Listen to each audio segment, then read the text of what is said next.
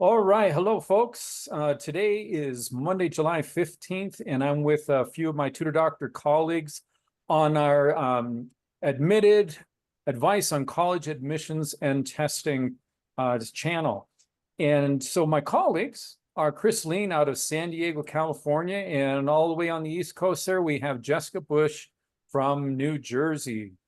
So today, our topic is about the upcoming fall classes that folks might be thinking about in terms of advanced placement.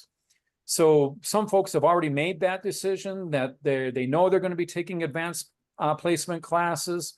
Some of them might have been thinking about it, and this would be a great conversation for them to prepare for the spring. So before we really get into that a lot deeper, let's start at a real high level. And Chris, maybe I could ask you the question, what is an AP class and why would someone want to take an AP class? And how does that differ from a standard or even an honors class?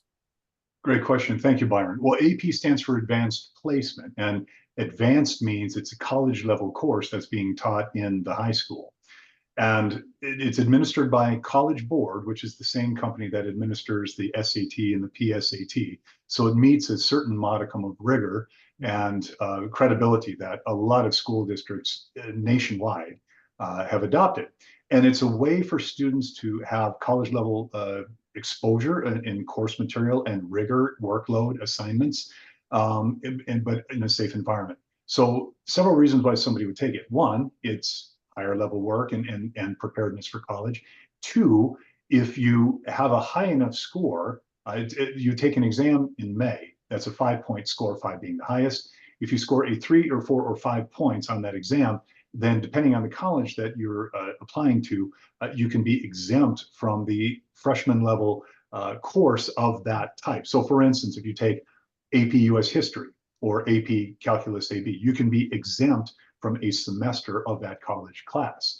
And there are different levels. And the coursework spans from math to science to foreign languages. I believe the last time I looked, there's 31 or so different AP classes that are offered.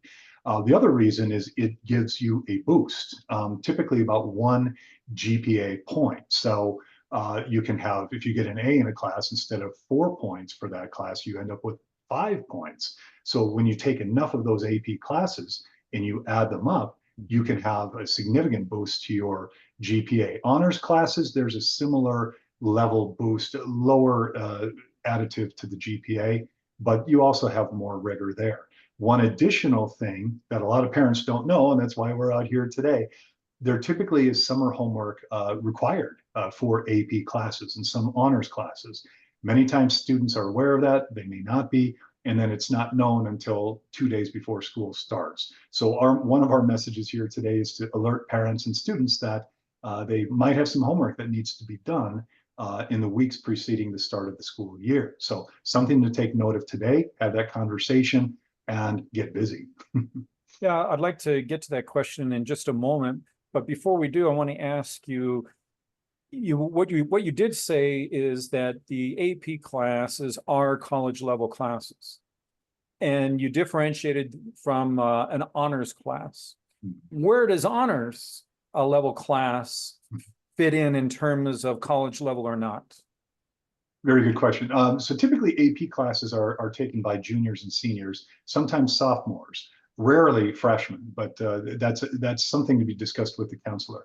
Honors level classes are sort of the entry level, if you will. You have your standard college prep classes that most students take in high school. And then the honors is sort of a little bit higher level. And then you'll have AP. Now, not every high school offers AP, nor do they offer AP on every class. So sometimes the honors is there. And that's a point worth mentioning.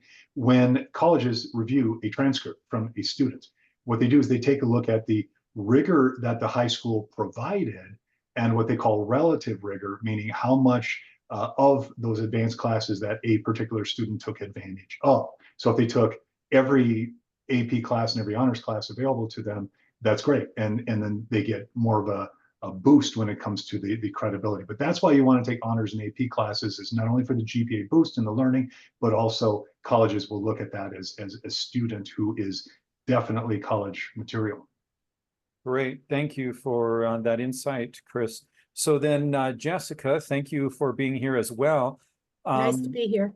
Fall is coming upon us. Students have, made some choices, some of them for AP classes. Again, as I said earlier, some of them thinking about it later in the spring. But for what should students be thinking about right now, or what action steps should they be taking right now for either of these situations that they might be in? Well, it's summertime, and I know different parts of the country start back again in fall at different times. Here in the Northeast, we don't start till after Labor Day. So there's a whole good month and a half still left. We like to call it a jump start or a kick start. If you know you're going to be taking an AP class, there are study guides out there. If you haven't received any sort of summer work, which is 100% important to know, like Chris said, that most, I would say all AP students that I know get summer prep work before an AP class. So we can start with that, start with your summer packet for your AP class, but also start to look at test prep questions, because what I see happening in some of these AP classes is that you have to learn two things. You have to learn the material, first of all, which you may never have taken before. For example, AP Physics, which is probably the #1 most challenging AP class. Many of those students that take AP Physics have never taken a physics class. So not only are they learning the basic fundamental physics, concepts, they're learning how to take the AP test.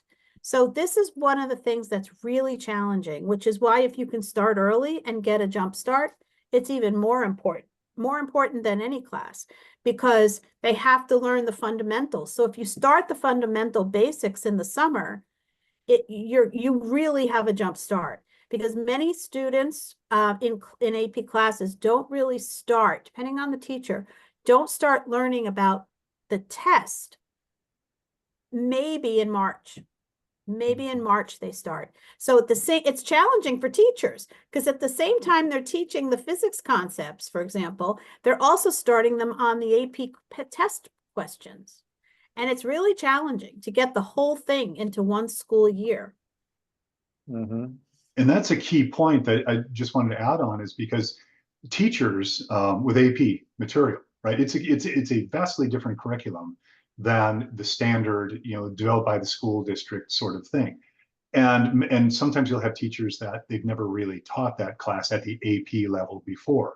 So there's a lot of swimming, to paddle to catch up with the waves, so to speak.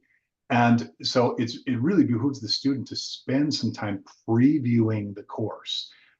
I like to recommend that a student have a guide, a tutor, if possible, for maybe 2 weeks, 2 to 3 weeks prior to the start of the school year, for a couple of sessions a week. So maybe 4, 5, 6 sessions to get an idea of what the overview is. Because, as Jessica said, there's a lot of kids that are thrown into, particularly the science classes. They've never been exposed to the scientific method. They don't understand the underlying material. And in some cases, like physics, which is very advanced math for a lot of students, they've never even been taught many of the mathematical principles. Exactly. So it is really important to take a look at that. So if nothing else, a tutor can help a student, like a coach, identify where the weaker areas are, so that the student can work on those in parallel with the curriculum that they'll have come fall. Well, if they're getting the early start that Jessica is talking about, well, then a tutor would be the perfect answer for that, right? So yeah, let's wrap this up. I want to say thank you to both of you. We talked a little bit today about why or what the AP testing, why would someone want to do that, how it differs from an honors class or a standard class, the advantages of doing that early, right? Because it is intensive. It's designed to be intensive, right? So the sooner you can get started and get that jump stop, it's going to make that experience less burdensome, right? And of course, a tutor can always help with that. So both of you, thank you so much for being a part of Admitted Advice on College Admissions and Testing with us today again. You can, if you have any questions on any of this subject matter, you can reach any of our local offices. Jessica is over there in North Jersey, right? Yep. and Chris is in San Diego, and of course, I'm here in Albuquerque, but we're all over the country, and you can reach us at our 800 number, 800-488-8677. Thanks so much, and we'll see you next time.